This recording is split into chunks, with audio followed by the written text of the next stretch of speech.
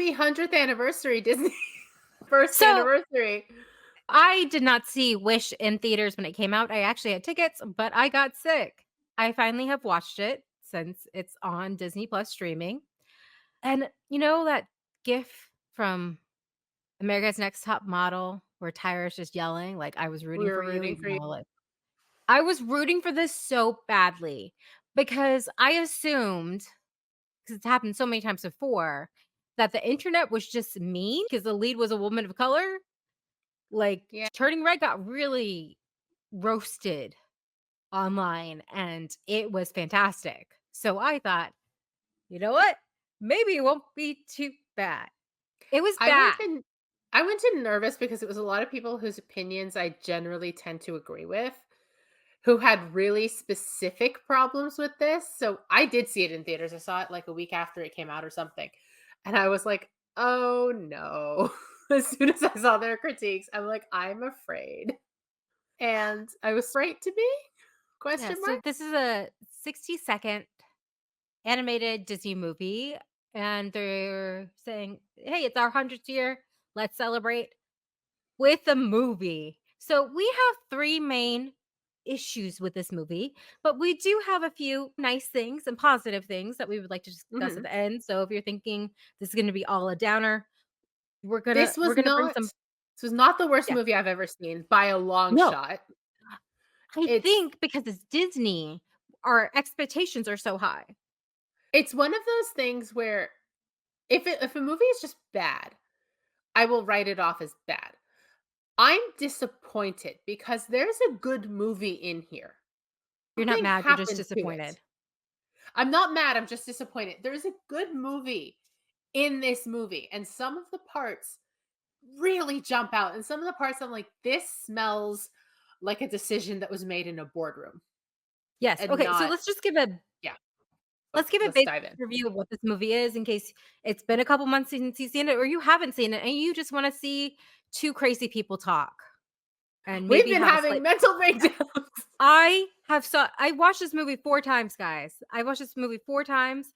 I have listened to the soundtrack multiple times while driving. If I'm gonna critique something, I need to know it.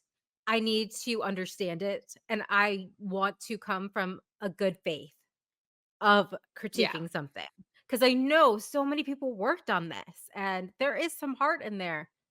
But let's talk about this movie. Okay, so let's our talk main about it. character is Asha. She is 17, almost 18. She lives in the city of Rosa, where wishes are granted randomly by King Magnifico. He created this kingdom many years ago. See, look at this. I can do the rhymes. He has all these wishes that are like little bubbles in the thing, and he chooses whose wishes get to be granted. When people give their wish when they're 18 or when they come to the island, they forget the wish and they don't have that ambition or anything anymore. Asha is like, "Hey, let me be the apprentice." We don't know why she really wants to be the apprentice. That's never really explained. She tries to be the apprentice and she looks and she realizes, "Hey, a lot of these wishes aren't going to be granted, including her grandfather, who is 100, like Disney's 100." See, I've watched this 4 times. Okay, let me do this really quick. She's like, "Hey, okay, wishes aren't going to be granted." I didn't write any of this down, just by the way. She's like, "That's not cool." And then she gets sad. She wishes on a And star. the A king star comes snaps at down. her immediately, Yeah, the and she's king like, is "Oh, well, mean. he's just." Yeah, Yeah, he's mean. but everybody thinks the king's great. She wishes on a star comes down. They're like, "Let's get the wishes." That doesn't work. She gets her friends. She has so many friends. Too many friends. Nobody should have that many friends. To help her, the king goes really evil. We have that many friends. She has, like, 8 friends. I don't remember them. Okay, they defeat the king. Blah blah blah blah blah. Everyone gets their wishes back Okay, and their ambition back. Okay, that's just the basis. That's the basis. that's the loose yeah, she gets her 7 friends, and they defeat the king together with the help of the queen. Yes. Okay. That's the Yes, 8th the friend I was queen, thinking he's of. married. Yes. Okay. So my main thing is, do people who give their wishes never tell their friends and family? Because when I was 18, I did not shut up about what I wanted. Like, I I'm don't wondering I if know. because it's, like, such a fundamental part of them that's being treated like a part of their soul, if this is, like, the heart's desire that you've, like, never shared with anyone, like, not, "I want a new pair of shoes," but, like, the thing that you hold, like, closest to you. I'm wondering if that's what Okay, it is. well, for example, one of the wishes we see granted was somebody wanted to be the best seamstress in town. I would assume maybe before she made that wish, she was doing a little sewing and being like, "I wanna be the best that ever was." Maybe Um, if you live in Rosas, then you know that the wish you give the king, you can't divulge, like, you're just growing up, like, you knowing not to share that. yeah, And yeah, I maybe think she is a seamstress, but maybe people aren't like, "Oh, I wonder if that's her wish." Like, that's just a thing she does. does she lose interest in that after she gives her wish? I really Or think what just they she should have loses done her ambition. yeah, and she just was like, "Okay, I'll just do some She's alterations. like, I'm not "I'm gonna fine actually make a just dress." sewing." Yeah. Yeah. But I think they should have used the Cinderella thing is if you tell someone your wish, it won't come true. Remember, like, she's talking to all the animals and she's like, "I can't tell Yeah. you. Can't tell you." Yeah. Okay. And that would have been one line to address that. So my question is, why did the king show Asha his wishes? Why did they have a duet, which we will talk more about when we get to a different Oh, put a segment. pin in that. I got things to say. Oh gosh. So all this week I have been texting Arzu or talking to Arzu about this movie. And she saw it months ago. And just today she rewatched it. And guess who started getting a lot of text messages? I started having a mental breakdown. Thank you. You were where I was. I feel seen. Like the little baby goat says, he feels seen. I don't mean to exaggerate, but I haven't felt quite this angry at holes in logic since The Rise of Skywalker. Oh no. Oh no. And I know what happened last It's time. not Oh that no. that's the worst movie I've ever seen, but it wasn't that bad, but just, like, me going, "But why?" over and over again felt very similar to where I was at 5 years ago. So I got actually my friend Krista to watch this because I have talked to her twice this week, and both times conversations have come up about this movie.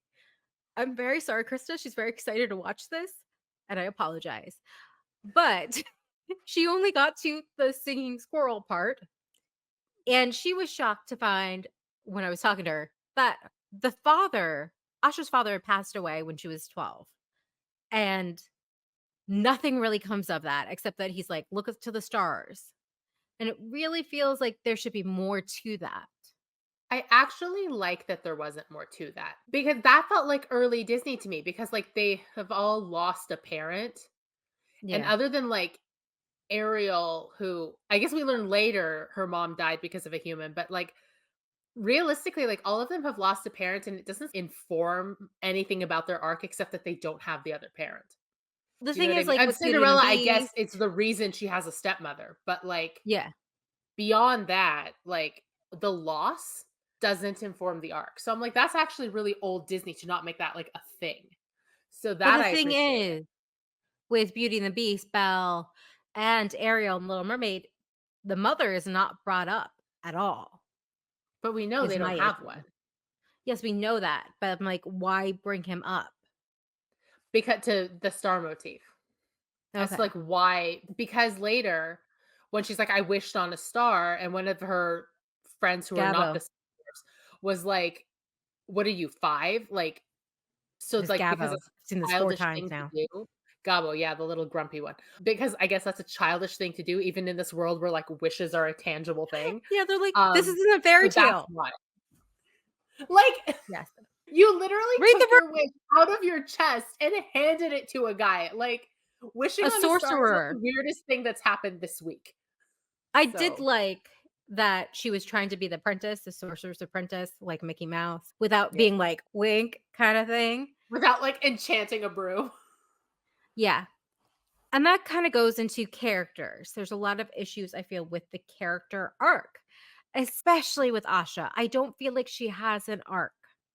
Did No, you Okay, good. I was like, "D she I did doesn't. not Like, ask you." that this is my problem with modern media is, like, there is no opportunity for our main characters, our heroines in particular, to, like, make mistakes.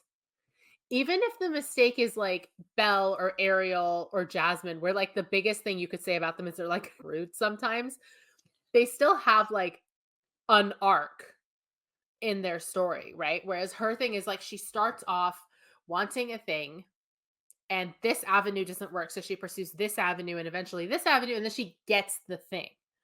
Like, she has a very linear journey. Things are happening to her. She's, encountering obstacles, but, like, she doesn't, other than learning to use magic, which was not something that came up That at all interests off her the top. or anything. Like, if that had interested her, and that's why she wants to be the king's apprentice, then this is a great arc, because then it's like, you don't need the king to learn to use magic because it's been in you all along, because you can learn it some other way because of your connections to, like, whatever, because of your connections to the stars. That's an arc. Learning that, like, to achieve the things you want, there's not only one way to do it, like who you are all along would help you get there. Awesome. But that doesn't happen. She just wants to be the apprentice for some reason, and then learns to use magic for some reason, and these 2 things don't actually have anything to do with each other. If she had learned magic in theory, because the rule is that only King Magnifico can use magic and grant wishes in the kingdom. So she can be like, I study the history of this. And that could Right. be another reason why they bonded and why he's like, oh, I should show her these wishes. She's cool. She's like, really admires me, kind of thing. That would have bonded them more. And I think would have made more Yeah. sense when she's given a magic wand. And I think maybe this was in a first draft or something like that. In the Wish song, she says she always listens when someone says no. So I thought maybe she was supposed to be like a type A personality, always rule abiding, not questioning anything. And her arc was like, oh, I shouldn't just Mhm. question things at face value. I should question things. I shouldn't just take things at face value. I think that would have been a stronger Yeah. story if it's because it's all the kids at the end are like, oh, revolution. And you're like, "What?" Okay, that's a thing now. My thing with this is not just with Asha's arc, although it's very glaring with Asha's arc, is it feels like there's things missing that, like, used to be there. There used to be connective tissue, and it's not there anymore. Asha's arc is, like, the glaring one, is that, like, because the king, like you said, being the only one to use magic, he's the only one we really see using magic. Her then using magic connects back to that, except there is no connective tissue in the movie, and I don't need everything overly explained to me. I'm like, we are reasonably intelligent people. We can suss that out. And we don't need, like, I don't need to see her, like, training to use it. Like, I'm not here for that kind of toxic conversation. But an interest in it prior to doing it It would have been would have interesting helped to create a character arc. have her more of a yin and yang to the king. They both are Yeah. interested in magic. Him getting magic and maybe eventually, being seduced by it or taking it for the wrong reason, while she is Mhm. focused on helping and not just giving a wish, but helping facilitate a wish, which is what happens at the end, is what a fairy Exactly. godmother Yeah. does is doesn't just make a wish happen. If you take these steps, like if you see Cinderella tried to go to the ball, but horrible people stopped her.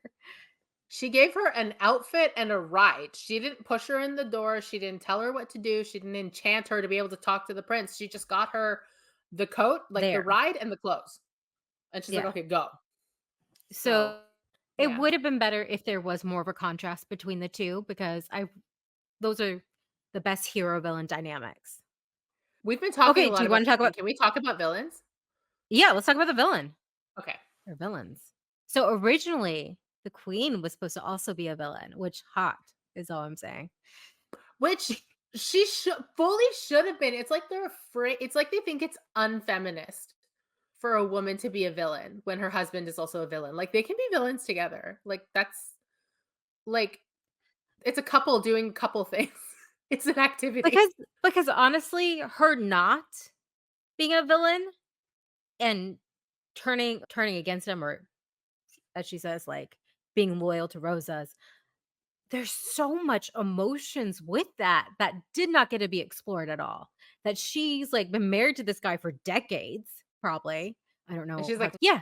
He's stuck in a mirror and she's like, "Oh, you liked mirrors." She's a little snarky. I would be sobbing if I thought like the person I loved was actually like turned to the dark side. Like, give I me some, just you're breaking my heart. I actually forgot that the queen flips to the good side. In retrospect, like, thinking back on it, having seen it, like, in November, I thought she was I thought she was also a villain. I forgot until I rewatched it that she flips, She's never evil. but, She's trying to um pull him back, yeah. but he's like, "No." And then she's like, "I'm gonna go So, help these kids." I have a problem with how his, like, villain reveal unfolded. There's been a thing now about, like, the surprise villain, like, Hans is a really good Yes. example of this, like, you don't know he's the villain until he reveals himself as the villain, and Zootopia the they're sheep. like, "Yeah, like, prior to that, like, earlier Disney movies, it was obvious they were the villain, and yeah, they're drawn really sinister, it's obvious they're the villain." But the thing about how those reveals unfolded, and I'm thinking, like, Disney Renaissance in particular, is, like, it was such a good slow burn of villainy because if you think of The Little Mermaid, there is an extended period where Ursula has her villain song and Ariel still makes a conscious choice to trust this person because she's going to get what she wants. It winds up being a mistake, but she makes the choice to trust them. The Lion King, Simba does not know Scar's a villain at all. And he like rolls with it a little bit. Belle is vaguely annoyed by Gaston, but everybody else is like, "He's nice and he's hot." So she's like, "Okay, it's probably just me." Like, she doesn't tell him he's a monster until, like, there's 10 minutes left in the movie. So she goes And he the tries to bulk of the m movie not thinking about him, or she's just like, "I don't really like you, but that might be a me thing." Like, all of these things, there is this level of trust between the hero and the villain until somewhere past the midpoint. And Magnifico flips out on Asha about like the wishes and basically reveals himself as the antagonist. Like, I'm never going to grant your grandfather's wish in the first 20 minutes of this 90 Oh, minute movie. I'm like, also so, oh, oh, I just wanna say the level of petty this king, I respect it. When he does the wish ceremony and he holds the syllable on the name of the person who's gonna get the wish, he's like, "And the person who's been waiting for so long, so" someone else's name, but it's had the first syllable just yeah. like the grandfather. So I'm like, "Oh, dude is, like, making her hurt." I do appreciate that. So he clearly revealing himself as the bad guy here. So Asha doesn't trust him from the get go. And yeah, the rest of the kingdom does, but like, I don't know. There's something in the way that's written is like, you needed to keep Asha's trust longer. So going back to our idea of like if she had wanted to learn magic and thought apprenticing was the only way to do it, if he had not flipped the hell out at her right away and had drawn her in as the apprentice and she spends like the first 30 minutes of the movie as his apprentice, then realizes something's wrong and then there's that turn and then she goes and tries to overthrow the king. We've known he's the bad guy the whole time because he looks like a bad guy. He's drawn like a bad guy, but the suspense He's a in narrative would have been much stronger. I think he's drawn more like a prince, really, but and he No, his moves like a eyebrows are prince too dark. until oh, okay, sorry, okay. He's got the Disney villain brow. If villain, why hot? If this is another thing about Asha that I'm tired of, and it's the adorkable Disney heroine. We've had enough of those. Let's get a different kind of girl. I'm done. So so I'm done. Rapunzel and Anna make sense as being adorkable because they have They are limited isolated. They social don't yes. talk to people. Rapunzel has Pascal and Anna has a couple servants, and that's it for majority of their upbringing. We see Asha has 7 friends, a goat, family. I don't know what the goat does She anything, but, she works as a tour guide. She has a yes, customer facing job. she's a public speaker, and she just got, like and she's good at it because she just got a couple people to join this cult, Yeah. really. She It's does this regularly. That wasn't her first time showing off the kingdom. And I understand, like, before the job interview, she's nervous. That's understandable, but it's throughout the whole thing. It's like this, like, "Oh, whoa, what happened?" kind of thing. And I don't know. which Maribel, I understand also because she's like the youngest and she is isolated from her family because she's the one without powers, the kind thing of is thing. But the awkwardness makes sense if you're an isolated person. Like if you don't if you're not super social. Asha is. Yeah. And she has to be Which for her job. She has to sorry, go talk ahead. to new people. It doesn't make sense to me.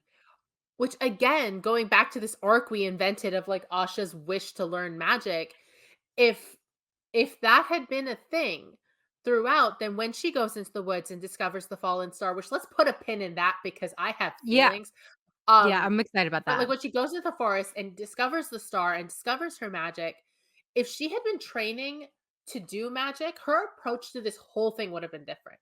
She wouldn't have been surprised. She probably would have embraced it. Maybe she would have embraced it too hard and like had to be reined back a bit and be like, it's a lot more organic. It's like about your heart. Like the magic comes from the heart. It's not from the, whatever Magnifico's been telling you. Like that's not what it is.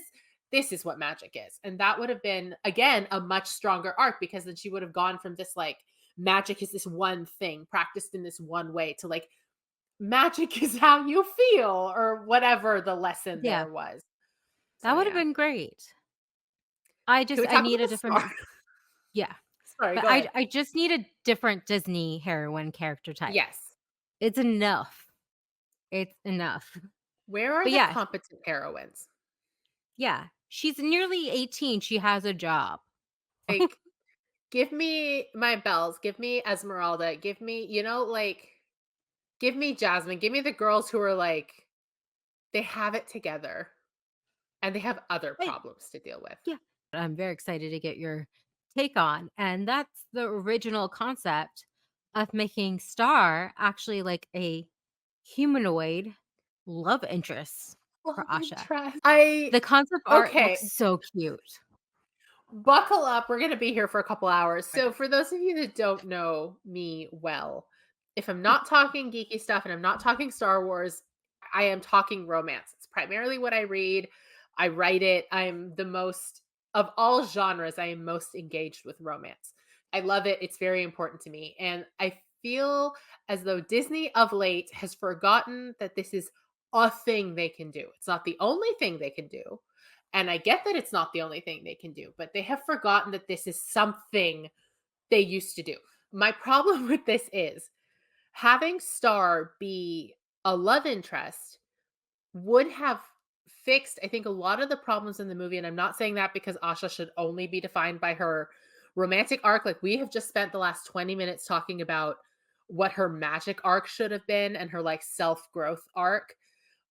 But having Star be that love interest would have, one, acted as a great counterpoint to maybe Asha's like rigidity with magic or whatever. And because he would be somebody she doesn't know, like she has just met him. Also, if she was that rule-abiding type A personality, you have this magical kinda imp pup-like character, Yeah, you could say.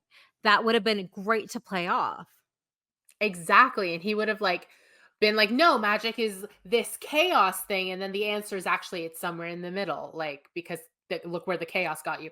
It could have been very stardust coded. Like, it does not diminish a woman's arc in fiction, in any fiction, for her to have love in her life.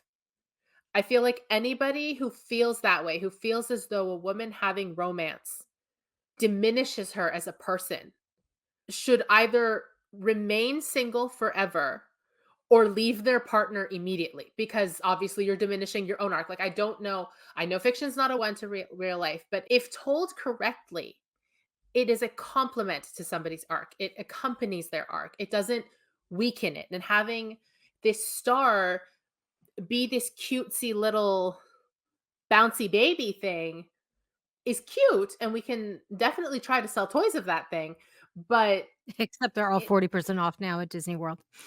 because on if they had Asha and Star, we're just calling him Star because he doesn't have a name. If they had Asha and Star as like a couple at the heart of this, we could have had a Valentine's Day thing. We could have had another couple thing. We could have done the deluxe doll with the two of them, and that would have looked beautiful. Like, Disney, for a company that has made so much of its money on this magic romance, happy ever after stuff, is so afraid of it now. And I don't understand why.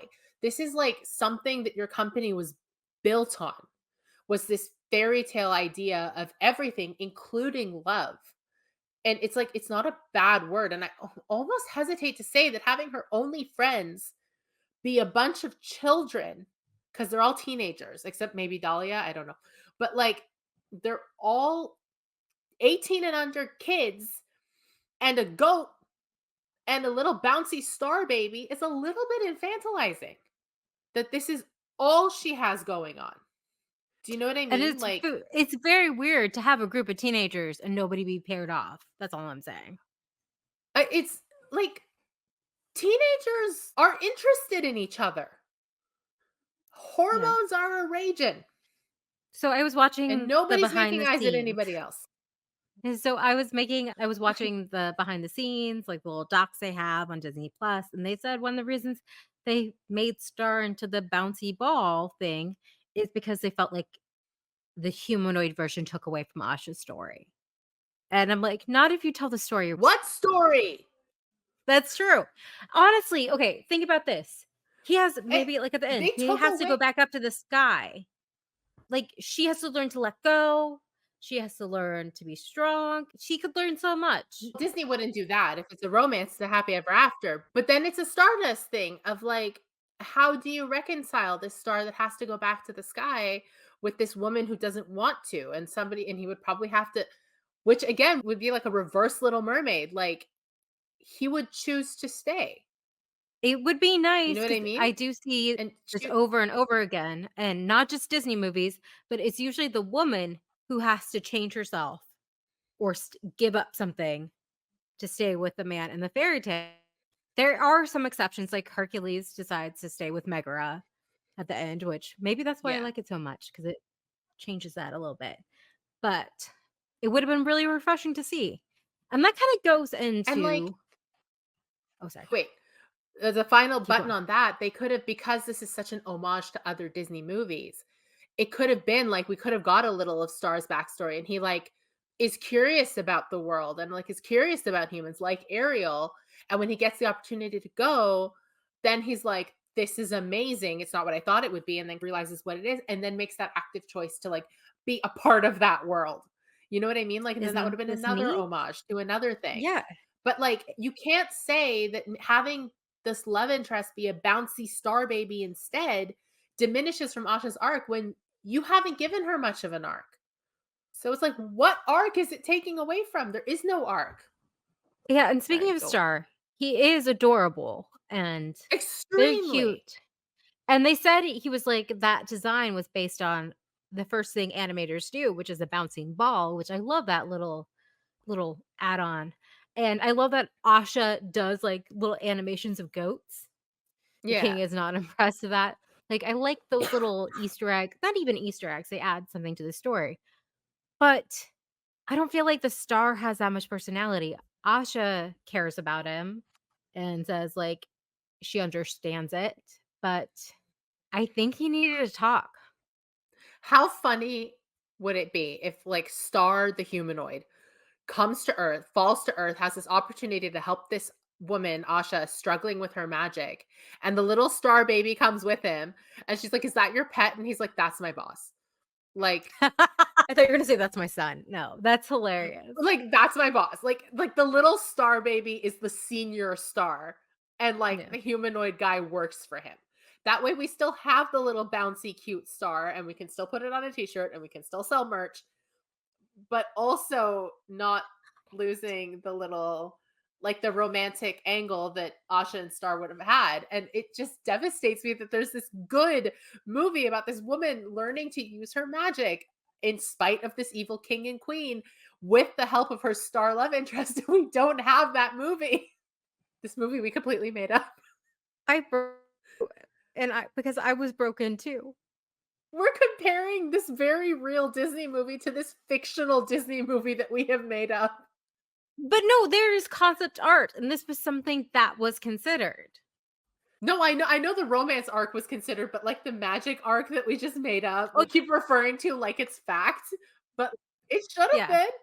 Okay. Speaking of Star and Asha's possible love interests, let's talk about the song. Oh gosh, where did it go? Let's Where did it talk go? about the music, man. Okay. If your name is Julia Michaels or Benjamin Rice, please turn it off now.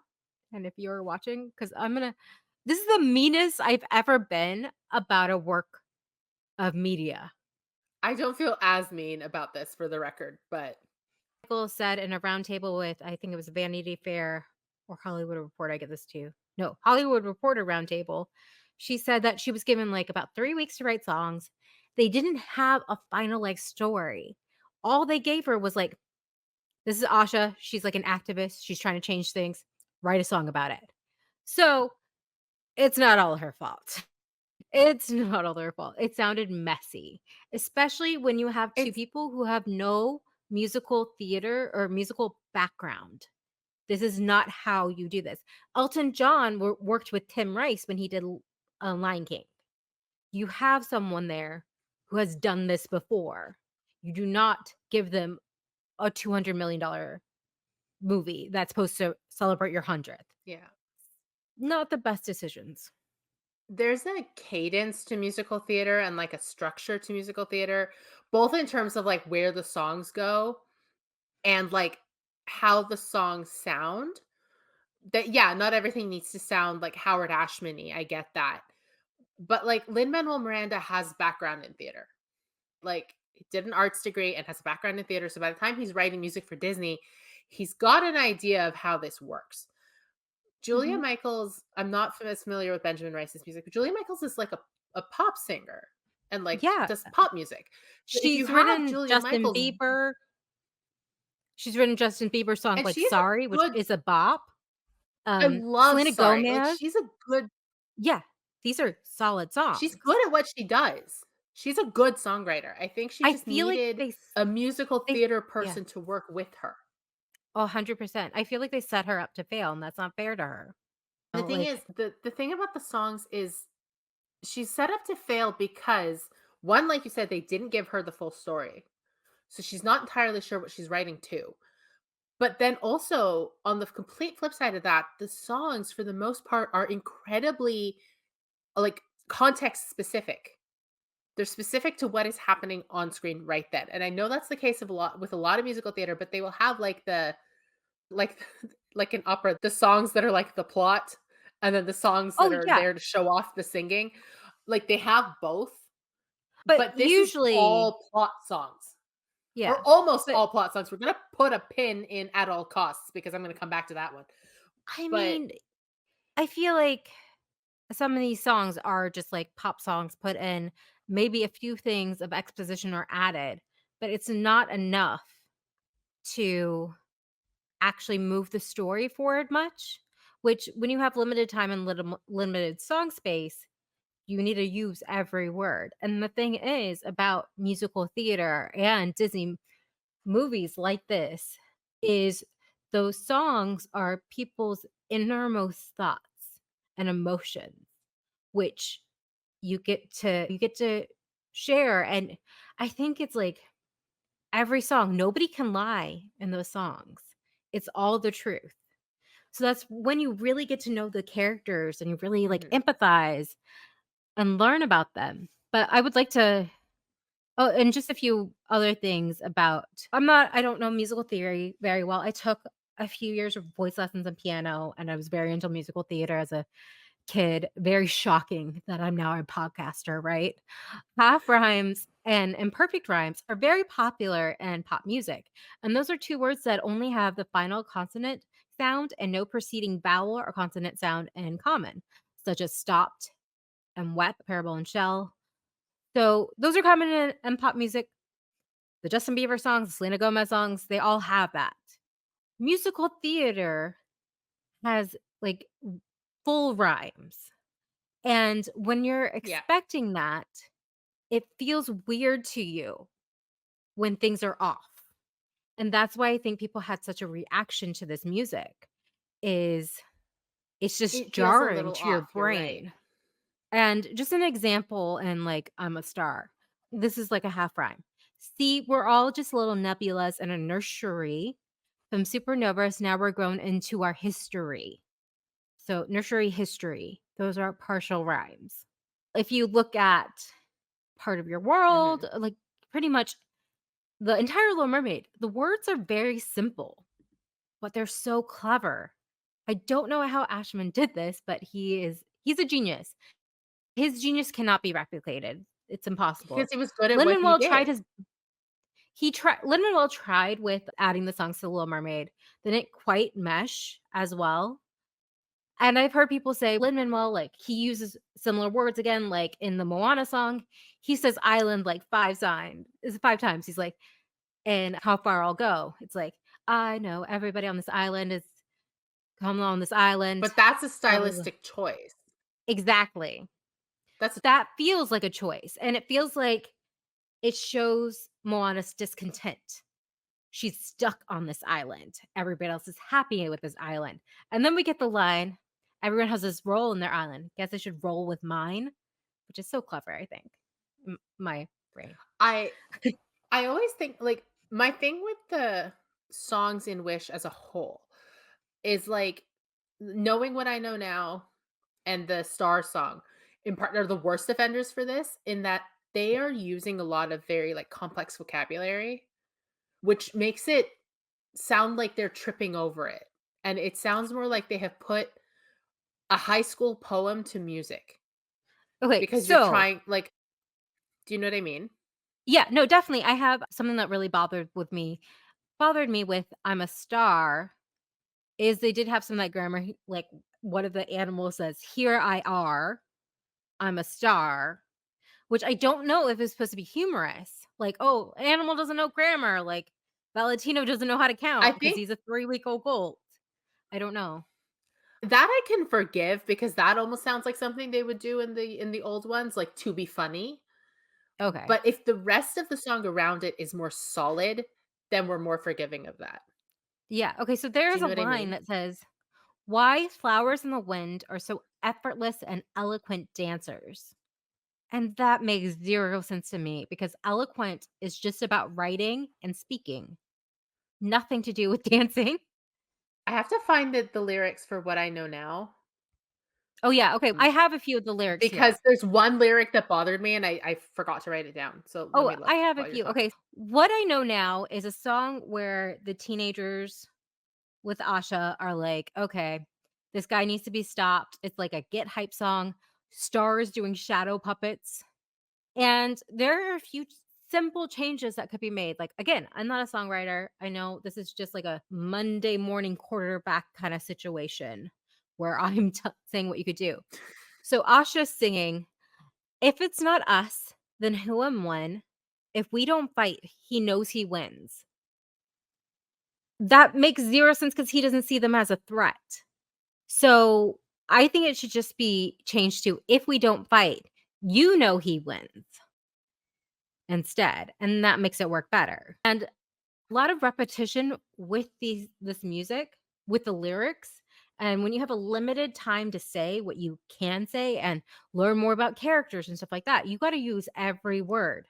So one of the things they say is "won't stop" and "won't retreat or turn around," which retreat and turn around are pretty much the same. So why not say "or back down"? Won't retreat or back down. So these are the same My syllables. my thing no, go ahead. Oh, I'm just saying these are the same syllables, the same kind of rhymes. Simple changes like that could have it makes more sense, at least in my mind. Like, I'm pretty forgiving with song lyrics, like, if you're being a little redundant or repetitive or, like, using things that don't mean quite what they would mean if I was just speaking, because 'cause I'm like, "You're being poetic," or whatever. But my thing it was, like, the first couple lines of the song, like, "He's more vicious than I could have ever comprehended. This is not what I expected or intended." I'm like, "Those are a lot of syllables for your action song." Like, I think of Beauty and the Beast a lot. Like, Gaston is a song that makes absolutely no damn sense, like, when they're saying it, like, it makes sense.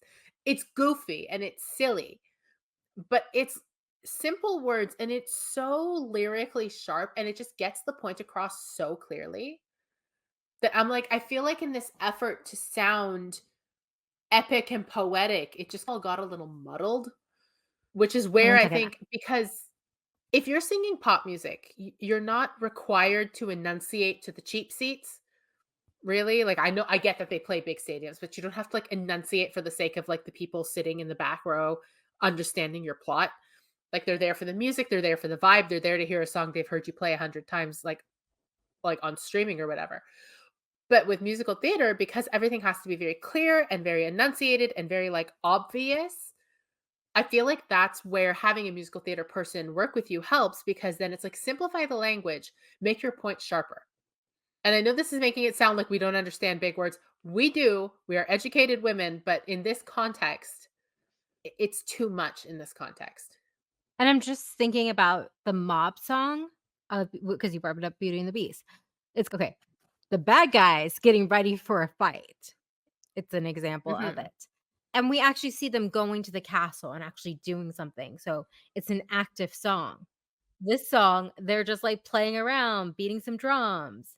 He's gonna hear our feet. They don't ever leave that they do that's an excellent point, is, like, other than this wish where she, like, goes from point A to point B for her "I Want" song, they don't really go anywhere when they're singing, they're just like they stop, they sing in this room, and then they resume the plot. Like, for all that these are very plot-heavy songs, nothing is happening during these plot-heavy songs, except the singing, which might be more of a story issue than a song issue, but But yeah, if they don't if Julia doesn't know what's happening in the story, then how is she she doesn't supposed to? know. Yeah, how is she supposed to know what she can move this song to? Like, if she can move it to another scene. She She doesn't can't. like, if you look at the behind the scenes of Little Mermaid, of Ashman working on Beauty and the Beast and things like that, you see him, like, looking at the animations, talking to, like, it's very hands-on and very much like they're all in this together, not High School Musical. Like, they're just, like, really it's a very collaborative project, but it feels like from what she said in these roundtables and interviews is that she was given this, given a deadline, and that's it, and that's just not the way musicals work. No, like, it's not nearly as collaborative as it should have been, which again goes back to the idea of she was being set up to like, she was set up to fail. Not intentionally, I'm No, sure, not intentionally, but but it's probably like a corporate kinda thing, this is, or like, I where don't the know. corporate stink comes in. Is like, there's so much pressure to change all this stuff in the plot, and we can't have her have a love interest because that takes away from the plot, and, like, the villain has to be more obvious, and, like, it's getting in the way of, like, creative instinct. So, another example of the song not fitting quite is "This Is the Thanks I Get," which is King Magnifico. He just, like, told to the town people, he's like, "Hey, if you guys find out who created the light and who's causing trouble, talk to me." And then they start questioning him, which obviously they have never done. And he is ticked off. He's like, "How dare they question the king?" And he's, like, angry walking up the stairs. And it opens with the line, "I can't help it if mirrors love my face." Which has nothing to do with what anyone was saying. No one's like, "Oh, you're so vain, King Magnifico." I think they wanna tease the magic mirror on the wall thing at the end, but, like, guys. But it doesn't work at all. Like, if you compare other villain songs like Scar, Be Prepared, he's in the middle of a conversation with the hyenas being like, "Hey, join me. You'll never go Yeah. hungry again. Let's take him off." Ursula's whole song, Poor Unfortunate Souls, which I think is the best villain song, nobody come at me. It's just her singing really fast, talking really fast to convince Ariel to sign her name and sell her soul, really. And the last true villain song we had was Mothers Know Best from Tangled. It's a very passive aggressive guilt trip. And then we have a reprise that is even darker, but both times it's convincing Rapunzel to do something, which gets you to the next step, to the next I scene. think the best comparison, and I don't mean this in terms of quality, but just context that I can think of for King Magnifico's song is Hellfire from Hunchback of Notre Dame, because Hellfire comes off the back of Heaven's Light, which is Quasimodo's little song, which is why Hellfire starts so abruptly. It doesn't back up into it via conversation like the other Renaissance movies, it just starts. And it's Frollo alone having a little mentee bee, honestly. Like, just talking to himself about, like, this madness he's feeling in his case, this woman, and convincing himself over 3 minutes that what he's doing is correct and what everybody else is perceiving this to be is wrong. And like it's not his fault, it's everybody else's fault, it's her fault. And that's what King Magnifico's song feels like in theory. It's him by himself convincing himself that what he's been doing is correct. Yeah, everyone But else is wrong. everyone else is wrong. And that's why like it of all things feels most like Hellfire than anything else in theory.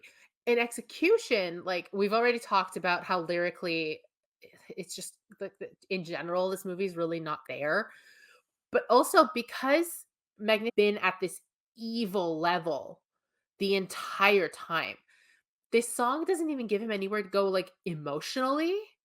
He's just like by the end of it has come to this conclusion of this like magic staff that he wants to make with stars or whatever.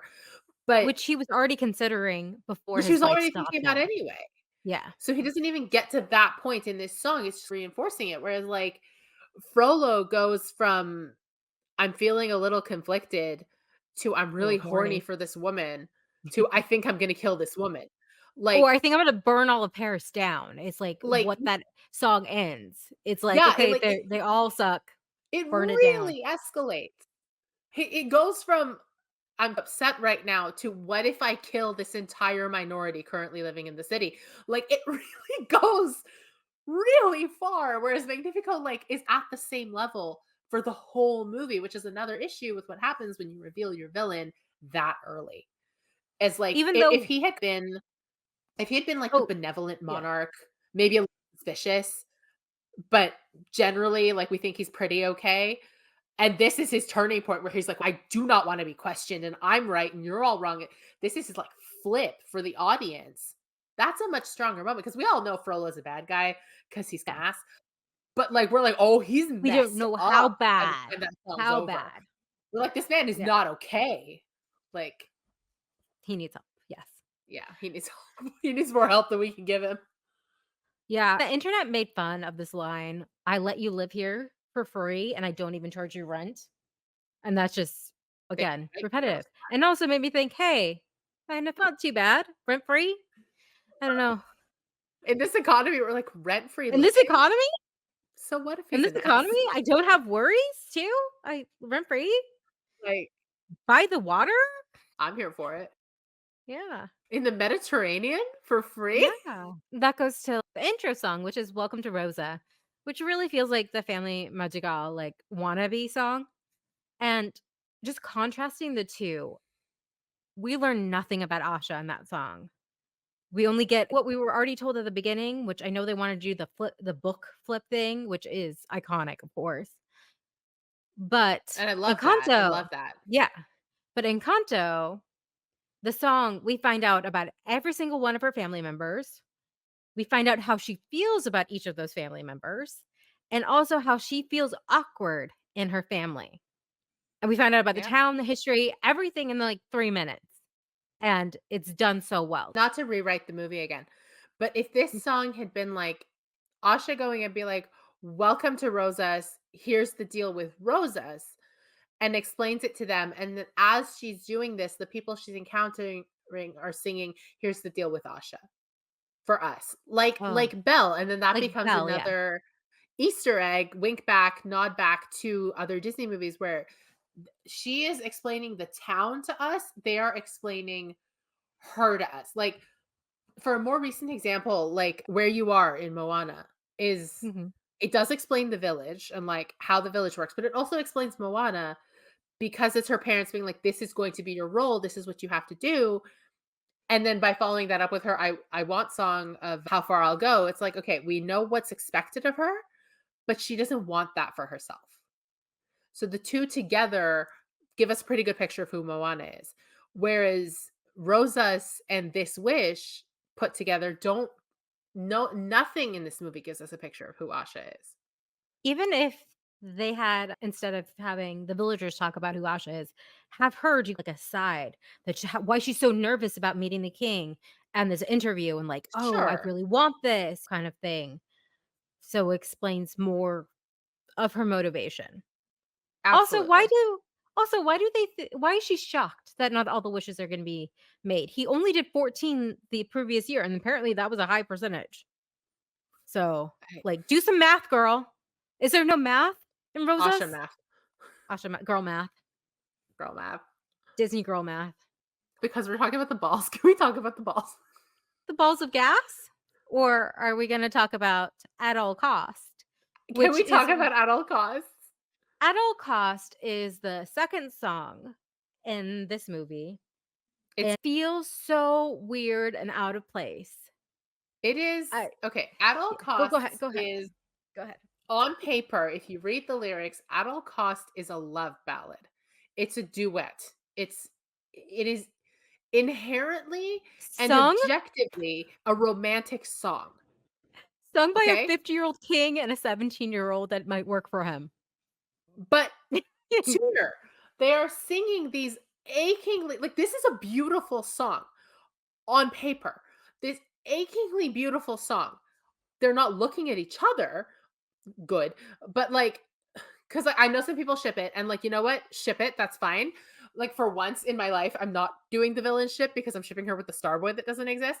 But like they're singing this extremely romantic ballad in the same space, but they're not looking at each other. They are singing these achingly gorgeous lyrics to little wish balls. And this to me feels like Julia Michaels wrote this song with the treatment version concept art of our Starboy, and Which that this I was don't know written for Asha and the Starboy. which I don't know if this was a suggestion or an actual thing, but it does feel like it's the 2 of them after they got to know each other, Yeah, and it, and it's people it's search for a wonder like you all of their lives. You still amaze me after all this time. Like, it's yeah, like it like it picture could be it a this wedding way. song. Picture it in the movie that Candace and I have just invented over the last hour, but if it was like halfway through the movie, they've had this altercation where Asha is like stuck in her rigid magic ways to learn magic, and Starboy is like here with his chaos brand of magic, and they're butting heads. But at this point, they've come to a common understanding. Maybe they like overcame some sort of obstacle together. And this is their quiet moment before the confrontation with the king. And it's a starlit night. They're looking up at the stars like Asha and her dad used to do or whatever. Like they're just sitting there contemplating and they're having this I see the light moment like in Tangled. And they're finally expressing their feelings for one another in this ballad.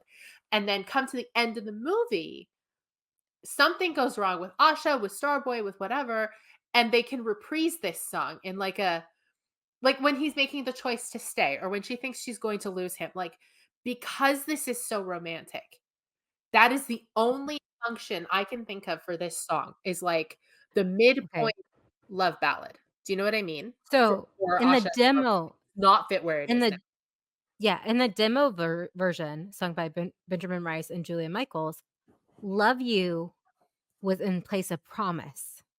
So what's the So, lyric? it was going to be, "And I'll love you as one does. I will protect you."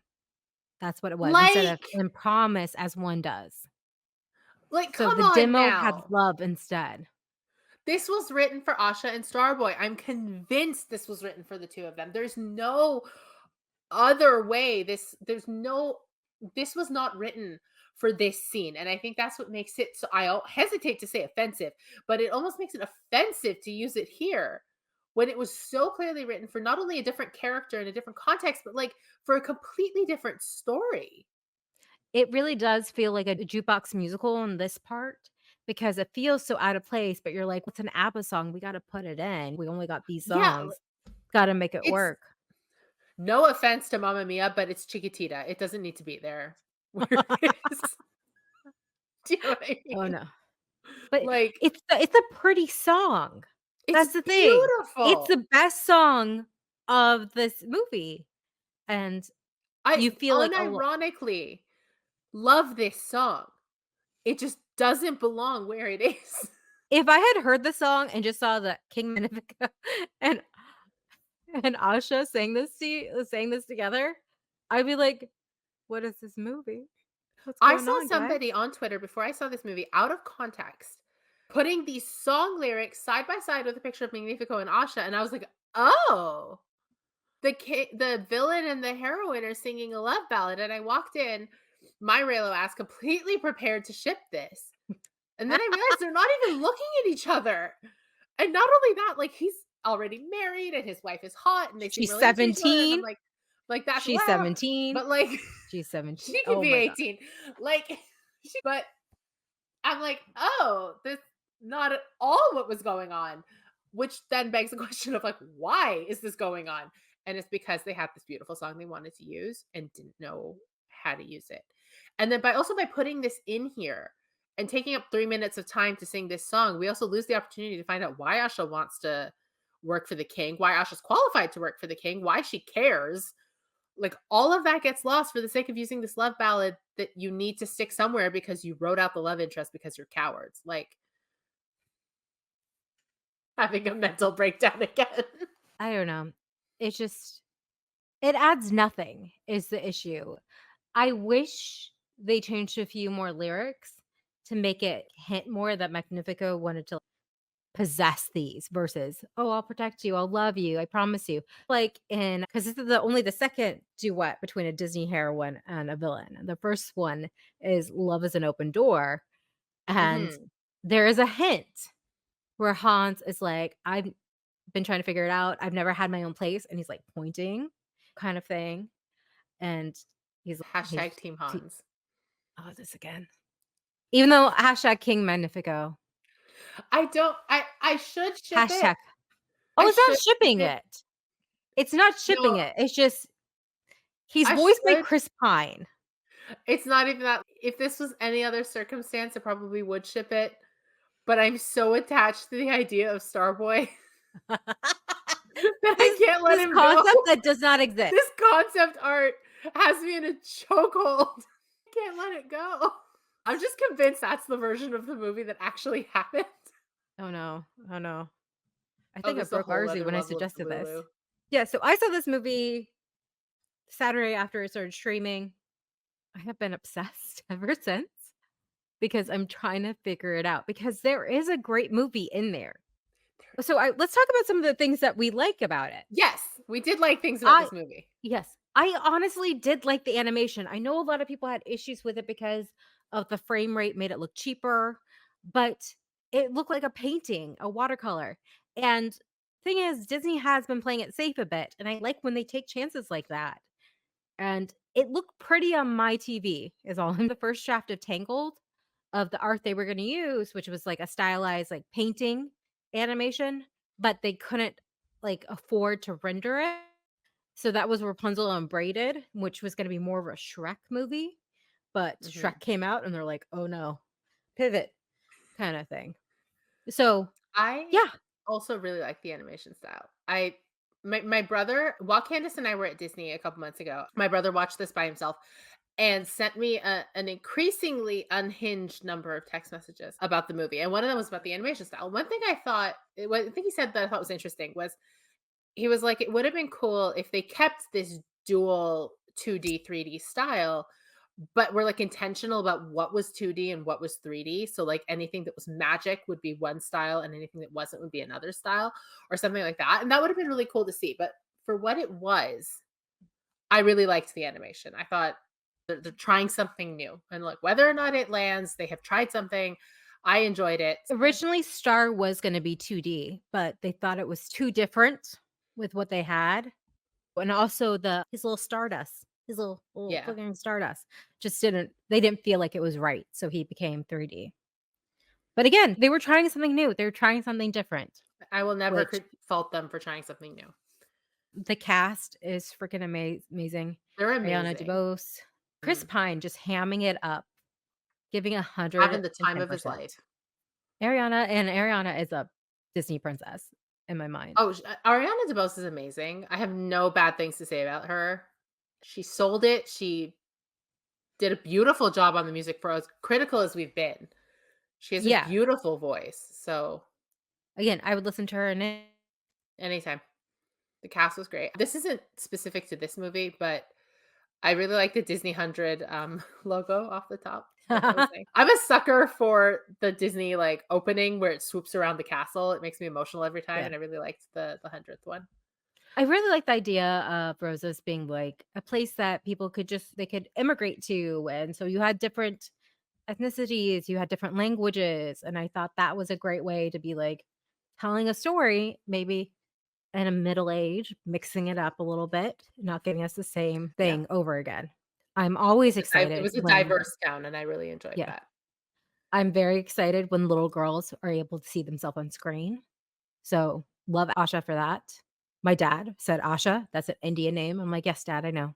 It's also, like, other people's names. No, Other cultures have that too. I'm convinced that Asha's mom is from, like, West Asia, South Asia, because her name is Sakina. Oh, don't tell him that. He's gonna do a PowerPoint about how they just stole a bunch of Indian stuff. I'm convinced that Asha is partially, at least, has ancestry from our corner of the world. Yeah. But I do love just like in Encanto, we have a heroine who isn't royal, who isn't the daughter of a chief. Someone who and this time she takes on the royals, one royal. And because you're Yeah. just watching all this stuff, I'm not a princess, but she's a hero. I like Valentino. I like the Valentino is goat. so cute. I like where he's conducting the chickens. I thought that was funny. That was the most absurd thing in the world. I And was so here for it. I had to watch it again because I wasn't sure if it was in the movie or something one of my parents said. But no, it was one of my parents that they're like, "Look at what the chickens are doing to their kids," when they were throwing the eggs. Don't know which one of them said it. A love-hate relationship with her friends. The There was 3 of concept them. I like the concept of her group of friends being the 7 dwarves. I thought that was cute. Yeah, that's For cute. some reason, I can't get behind their names.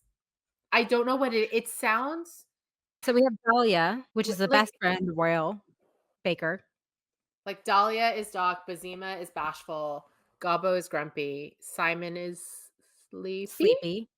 Yep. Um, Played by I Evan guess Peters, which I didn't know until I was researching this movie. I'm forgetting the rest of their names, but first of all, the fact that their Hal names aren't super memorable is a problem. yeah. Hal is happy, Dario is dopey, and yeah, Safi is sneezy. But that's the Which thing is yeah, only really Dahlia and kind of Simon get any real, like arc. yeah. Gobbo is like comic relief, but their names sound awkward and not out of place, but like they're trying too hard. The names specifically. I don't know. I can't put my finger on it, nor can I verbalize what my issue with these names are, but it needed like another pass. Honestly, I do I it was a cute idea to have the 7 dwarfs, but it's just too many kids and not enough of, like I couldn't remember their names when I watched it If they had been like the first time. Dahlia's kids, add one more kid. So Dahlia is like Snow White, and she had Mhm. 7 kids, but we're really only dealing with Dahlia. So we see her kids in the background loosely behaving like the dwarves, and we can be like, "Oh, that one is sneezy and that one is Yeah. bashful." But even if she had adopted these kids, and but they're her kids, then that would have been like Yeah, but cute, but we don't have to deal with them the whole time. yeah. But I think they it's good to have a Disney heroine who has human friends her age, which is refreshing because we Which don't like is where really get Dahlia that. and whoever But like Dahlia would having needs to 7 fill kids. Simon's role, somebody else can fill Simon's role. You could have a Yeah. different friend. That's like a different nod to a different movie, and that's her. Just have them have 7 cats or something, and one's always sneezing, and one has big ears, and You one know what I needs mean? Like, it glasses. could have been done a different way, but I did like the homage. I like the line, "Introverts deserve a sanctuary," too. That got my dad laughed at that.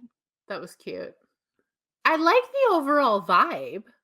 I like the overall vibe. I like the message that you might need some help with your wish, but you're the one in charge of it, Yeah, and that's what drives us. it's a good What message. did you think of the idea that King Magnifico is the magic mirror? Because again, and this time I caught it, and just for a few frames, you see the magic mirror's face I don't when he gets think sucked in. I don't think it's supposed to be he is canonically that magic mirror. I think it was another, like Wink, yeah. just like the fact that, like, And Asha's running around in the fairy godmother's cloak for half the movie, but I don't think she's the yeah, fairy godmother. She is I she's think it a was fairy all Easter godmother. eggs. Like, I don't think it was An origin story, because that's what I first It's saw on not an Twitter, like origin story, it's not like, I there's that one theory that went viral on Tumblr, like, a few years ago of, like, how all the Pixar movies are connected. yeah, yeah. I hate that theory. Like, I hate all of these things are cinematic they're not actually a cinematic universe. They're made by the same group of people who are making winks to their own work. Like, that's what they're doing. It's not a cinematic universe, like, relax. So, I don't I don't even think that the intention was that this is the origin story of the magic mirror. I just think he is a magic mirror that you recognize from Snow White. Like, that is the cloak you recognize from Cinderella, but that's not the same person. Yeah. I do think though, and this is like a company thing, this is not a wish thing, that like Disney needs to stop leaning so hard on remember like the nostalgia for the 90s cuz like the kids now have no nostalgia for the 90s. You know what I mean? Like these epic stories that so much of Disney like product and movies and theme parks are banking on are nostalgic for us. But the new kids, other than like Frozen and Tangled, I don't know how much they have to really be nostalgic about because all of the stuff keeps harkening back to earlier stuff rather They're than trying to pushing get it that forward. renaissance back. This is the era of straight to the DVD sequels, and they just need to push through that again. But that's a company-wide issue, but like, now that they've put a button on it with this 100th anniversary movie, like, I'm hoping the next stuff will I'm saying this knowing full well the next stuff is, like, Zootopia 2 and Frozen 3 and, like, Moana Toy Story 2, but 5, yeah, Moana 2, live action Moana. There is one, I believe, at least original because it's untitled or, like, it's, like, TBA in the next year or 2. We'll see. I think it was at it's gonna be like Cinema Beauty and the Beast. CinemaCon? What? It was, like, CineCon or something, whatever the CinemaCon. convention. Yeah, hopefully, and hopefully lessons will be learned. I'm gonna take a moment to plug something real quick. I reviewed it on the waffle, so it is relevant. Relevant to this whole romance Oh, I know what this is. you know what this is. You know what I'm gonna talk about. Mhm. Mhm. Relevant to this whole romance is not important for your arc thing. If you have not read Bravely by Maggie Stiefvater, I'm saying that wrong, I'm positive. If you've not read Bravely, you should. It's a sequel to Brave. It is so extremely Raylo coded. It's just it's so good. It's my Roman Empire. I think about it all the time. If you have not read it and you feel like you want a little romance with your badass heroines and you want like lessons of like change is good and change helps you grow, please go read this book. This is like the perfect place to bring it up because it does marry like the romance and the plot and it doesn't diminish her arc at all, but it does her arc does not function without this. But it also does not diminish it as a solo arc for Merida. So please, it's such a good example of how to do this. So please go read it. And honestly, I think opening up yourself to love and having something to lose actually makes your character stronger. So, Yeah. really surprising that since this is was the 100th year and their best movies and their most popular movies are pretty much all romances. And they just got rid of Starboy. RP Starboy. My If only favorite. we could have My known him. favorite couple is Asha and Starboy. Oh gosh. We could Oh have had man. Stardust. But like, I'm mourning Starboy the way I mourn Ben Solo. okay, that's on that note. Thank you for joining us on this absurd ride. Ours was like, this can take hours. And I was like, no, it's not. And it's It been over an was almost hour. 90 minutes. We haven't recorded I'm enough going this to long in a edit it long time. down. So it would be like 70 minutes. No, it's 80 minutes right now. Yeah. But So it'll be about 70 minutes once I edit it down. 10 minutes, getting rid of the we pauses. know And so much. listen, this has been my whole personality for this week. This is all I've talked about. When I bought this shirt at Disney World, because it's 40% off plus my pass holder, 20% off. So it was $19. And I was like, yes, I shall remember this. Hey, look, it's your shit, Arzu. I want that shirt now. I mobile checked out and the cast member was like, oh, are you a fan of the movie? And I was like, I liked and disliked things about this movie because I was like, I can't lie to a cast member. They work so hard. That's when you pick something you like, be like, I love Asha. Yeah, I think Asha's super cool. I love Starboy. Yeah, I want that shirt. Okay, okay, yeah, I'll be back soon. I'm going back Thank on you. Wednesday. On that note, thank you for joining us in this insanity. Whoever, comment below if you lasted to the end. We would like to know you. Yeah, if you watched all 70 whatever minutes of this, first of all, thank you. And if you can diagnose us below, that would be great too. No, Don't RC do doesn't that, I want to don't wanna know. know. I don't wanna know. Well, we hope you all stay geeky.